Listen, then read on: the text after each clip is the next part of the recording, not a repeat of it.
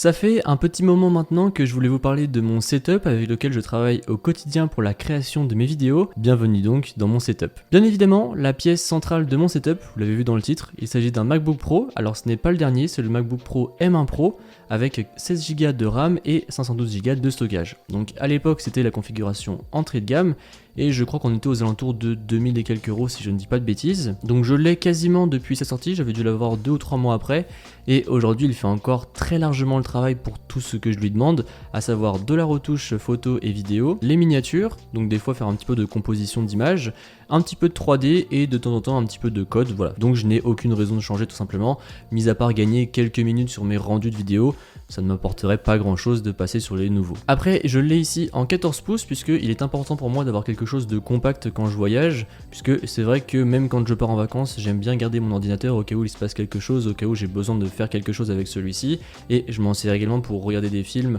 et des fois jouer un petit peu de temps en temps. Donc voilà, pour moi 14 pouces c'est la taille idéale puisqu'on retrouve quelque chose de compact et pour autant on a quand même une surface agréable avec laquelle travailler. Mais surtout, ce Mac est équipé d'un port de carte SD et ça j'étais très content qu'Apple le remette puisque c'est vrai que c'est un petit peu chiant tout le temps de devoir jongler entre les adaptateurs, les hubs, etc. Certains ont des bonnes vitesses de transfert, d'autres moins, donc voilà, c'était pas toujours très pratique. Bien évidemment, vous avez de l'HDMI sur ce MacBook Pro ainsi que de l'USB-C.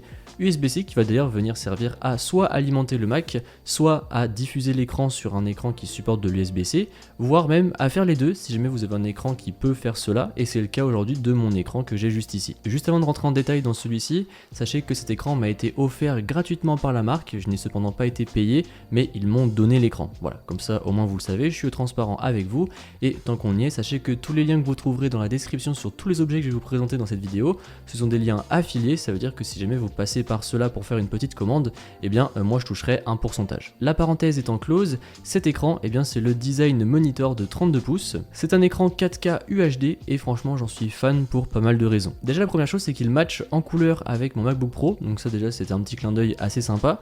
Les bords sont assez fins, donc la façade reste finalement assez propre, même si je trouve que le pied prend un petit peu de place, donc il faudra voir par la suite pour pourquoi pas y acheter un bras, puisque c'est vrai que bon, même si je pose mon Mac sous l'écran, le pied prend un peu de place, donc à voir dans le futur comment je pourrais optimiser ça. Je pense encore une fois que je vais passer par un bras.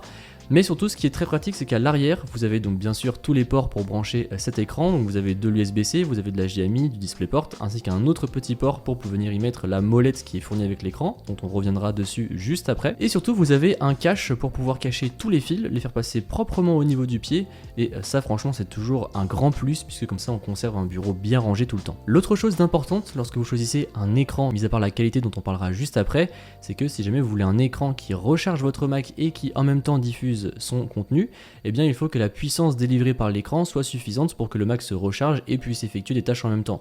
Puisque vous avez par exemple des écrans en USB-C qui vont délivrer du 45 watts, ce qui fait que par exemple si jamais vous avez un MacBook Pro 16 pouces et que vous le branchez et qu'en même temps vous faites un export de vidéo, eh bien le Mac va consommer plus que ce que l'écran va lui apporter, donc la batterie va descendre tout de même.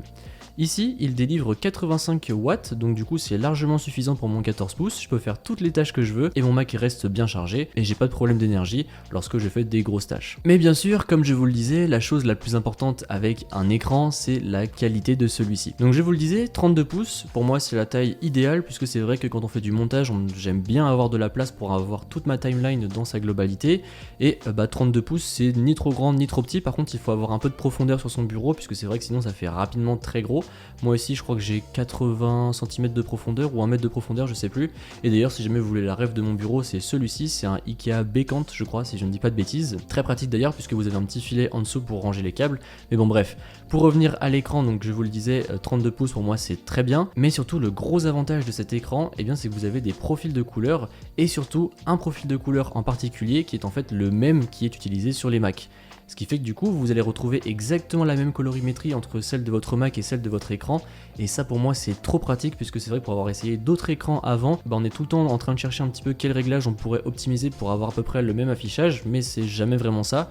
Ici l'écran a un calibrage directement fait pour les Mac, c'est le mode M-Book et franchement ça marche trop bien, et c'est vrai que ça fait plaisir d'avoir quelque chose où on cherche pas 10 ans pour calibrer son écran. Et d'ailleurs si jamais cet écran, eh bien vous mettez deux sources sur celui-ci, par exemple une tour et un ordinateur ordi portable, vous avez peut-être besoin de deux profils de couleurs différents. Donc comme je vous le disais, il y a une petite molette qui est fournie avec pour pouvoir justement jongler entre ces différents modes. Mais perso, j'en ai pas besoin et je trouve que c'est un petit peu gadget, puisque une fois que j'ai trouvé mon réglage, eh bien je laisse mon Mac dessus et basta, je n'y touche plus. Après, si jamais vous voulez aller encore plus loin avec cet écran, eh bien vous pourrez installer le logiciel BenQ pour pouvoir vraiment le paramétrer à votre sauce. C'est disponible pour Windows et pour Mac. Donc franchement, pour moi, c'est l'écran quasi parfait. Il y a deux choses que je pourrais lui reprocher. Le premier, c'est encore une fois son pied qui prend énormément de place.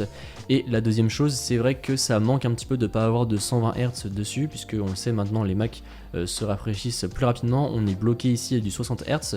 Donc bon, c'est un détail, je vous l'accorde, puisque lorsqu'on fait du montage, etc., on n'a pas réellement besoin de 120 Hz. Mais ça aurait été quand même un gros plus d'avoir ça. Après, sinon, mis à part ça, l'écran me convient franchement amplement. Pour piloter mon Mac, il me faut bien sûr un clavier et une souris. Et là, pour le coup, j'ai pas trop hésité. Le choix était assez simple. Pour le clavier, on retrouve le Magic Keyboard avec Touch ID. Pas grand chose à dire, si ce n'est que pour moi, il était essentiel d'avoir le Touch ID, puisque c'est vrai qu'une fois qu'on y a goûté pour déverrouiller son Mac, c'est compliqué de devoir retaper son mot de passe par la suite.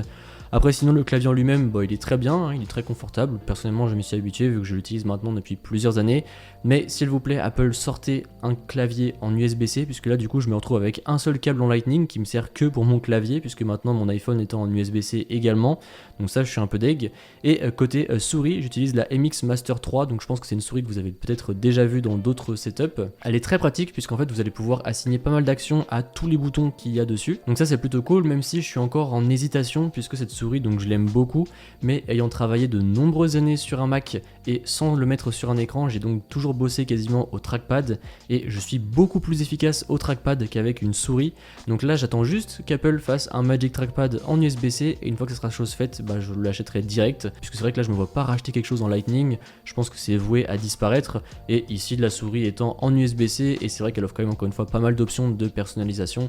Je me dis bon, autant la garder encore un petit peu et puis après quand Apple nous fera un Magic Trackpad en USB-C, là on sautera le pas. En seconde caméra qui me fait aussi office de smartphone personnel, il s'agit bien sûr de l'iPhone 15 Pro. J'avais d'ailleurs fait une vidéo entièrement avec celui-ci, je vous la mettrai dans la description si jamais vous l'aviez raté.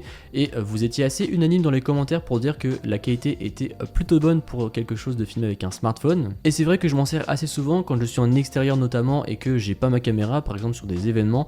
C'est pratique de pouvoir faire des plans à la volée comme ça avec un si petit appareil. Et sur mon bureau, il est souvent posé sur un support de chargement de la marque Ugreen. Donc là pareil, c'est un support qui m'a été offert par la marque dans un petit coffret de Noël, voilà, comme ça vous savez tout. Et ce support il est vachement sympa puisqu'en fait c'est un petit support MagSafe et il se branche en USB-C et juste en dessous vous avez un autre chargeur sans fil qui sera idéal pour venir poser vos AirPods. Donc franchement c'est nickel, il prend pas de place, il est beau. Donc voilà, mon iPhone trône dessus au quotidien. En plus de ça, je peux brancher le chargeur à l'écran, donc franchement rien à redire. Donc voilà, on a fait le tour un petit peu de ce setup vidéo. Je suis content parce que ça faisait un petit moment que je voulais vous proposer ce type de vidéo. Alors après, j'ai pas acquis tout ça en une seule fois parce que là il y en a pour beaucoup d'argent, je saurais même pas vous dire combien. Je pense que ce qui me manquerait pour être vraiment au top, ce serait de mettre un bras pour la caméra, un pied pour l'écran et pourquoi pas rajouter deux enceintes de chaque côté pour pouvoir avoir un bon son lorsque j'écoute de la musique. Puisque certes il y a les HomePod, mais pour l'instant j'en ai pas mis sur mon bureau, j'en ai pas spécialement besoin. Donc voilà, c'est tout pour cette vidéo, n'hésitez pas à me dire ce que vous en avez pensé dans les commentaires et moi je vous dis à bientôt dans une prochaine vidéo. Allez, salut.